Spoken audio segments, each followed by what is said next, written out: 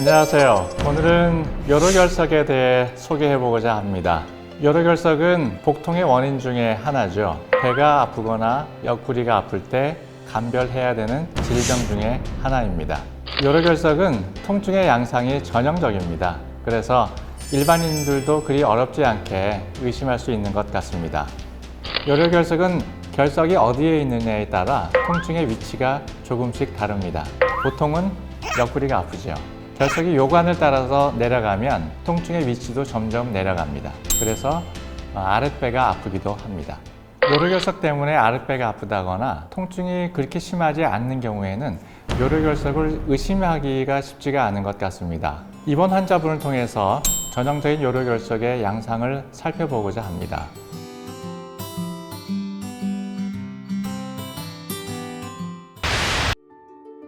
오늘 오신 이유는 지금 왼쪽 여기 어떻게 아프시다고요?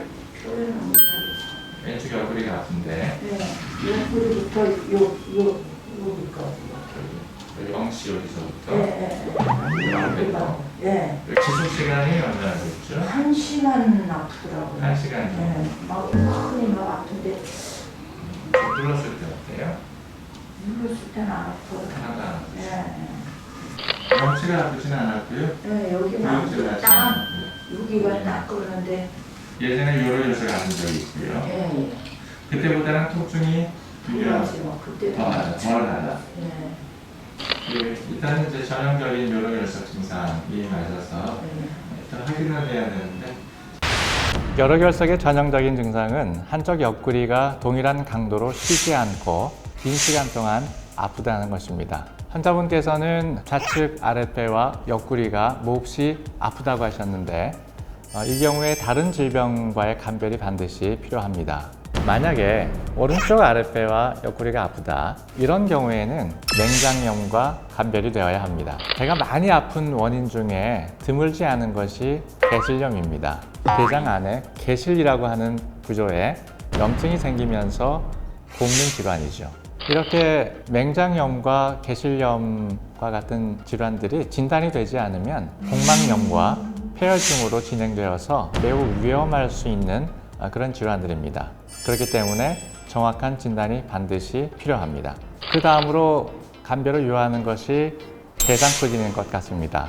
대상포진은 옆구리에 흔히 발생하죠. 대상포진의 특징은 통증이 잠깐 쿡 찌르면서 이렇게 아파요. 좀 예리하죠. 둔한 것보다는 예리한 통증, 깊이 아픈 것보다는 표면이 아프다는 느낌을 줍니다. 요로결석은 눌러서 아프지가 않습니다. 대상포진도 눌렀을 때 통증이 유발되지 않습니다. 대신에 대상포진은 피부를 문질렀을 때 쓰라린 느낌을 줄 수 있습니다. 환자분은 통증의 강도가 변하지 않으면서 1시간 정도, 그것도 심한 강도로 통증이 지속되었습니다. 진단을 위해서 CT 검사를 했습니다. CT는 요로결석을 가장 정확히 진단할 수 있는 검사입니다. 그리고 맹장염이나 개실염과 같은 장애 질환을 감별하는 데도 도움이 됩니다.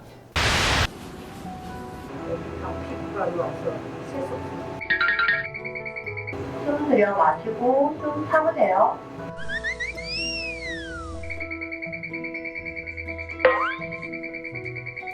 쉬네요. 어머니 고생하셨어요. 원래 그게 그냥 결석인지 아닌지 안 보고.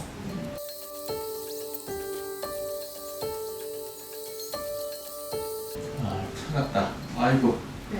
한참 찾았네. 있어요? 뭐 있어요? 방광 바로 밑에. 네. 거의 한 방광 바로 전에 있어서 조금만 내려가면 방광까지만 가면 돼요.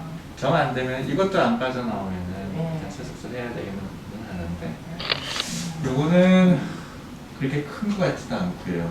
물 좀 많이 마시고 띠뛰기 좀 하고 그러면 될 것 같아요. 환자분은 전형적인 요로결석의 양상을 보였기 때문에 저는 분명히 요로결석이 맞을 것이다 라고 생각을 했죠. 그런데 CT 검사를 확인하면서 당황스러운 상황이 벌어졌습니다. 좌측에 있는 요관을 반복해서 뒤져봤어요. 그런데 요로결석을 찾을 수가 없었습니다. 아주 난감하죠. 한참 CT를 보면서 찾아봤는데 결국 방광 내부에 있는 결석을 찾았습니다. 당시에는 요관 끝부분에 있었다고 생각을 했었기 때문에 환자분에게도 그렇게 설명을 드렸습니다. 환자분이 가시고 나서 CT를 다시 확인해 보았습니다.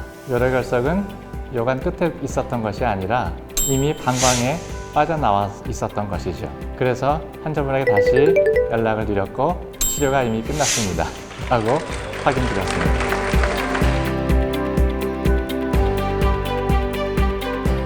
환자분의 경우는 다행히 요로결석이 저절로 빠져나왔죠. 그렇지만 많은 경우에는 저절로 나오지 않습니다. 체외 쇄석술이라고 하는 시술법이 있습니다. 외부에서 충격파를 쏘아서 요로결석을 잘게 깨뜨리는 것이죠. 때로는 이런 쇄석술로도 요로결석이 해결되지 않는 경우들이 있습니다. 이럴 때는 수술을 해야 되겠죠. 우유 같은 거 먹으면 안 돼요. 우유요? 그런 걸 먹어서 수화만 시키면 우유가 칼슘이 있지. 환자분께서는 우유를 먹는 것이 어떠냐는 질문을 저에게 했습니다. 사실 제가 오랜 의사생활을 했지만 우유가 요로결석에 도움이 될 것인가 해로울 것인가에 대해서 정확하게 확인을 했던 것 같지가 않아요. 그래서 이번에 한번 찾아봤습니다. 보충제 형태의 칼슘은 좋지 않다고 합니다. 그렇지만 우유, 요구르트, 치즈와 같은 자연적인 식품에서의 칼슘은 요로결석에 도움이 된다고 합니다.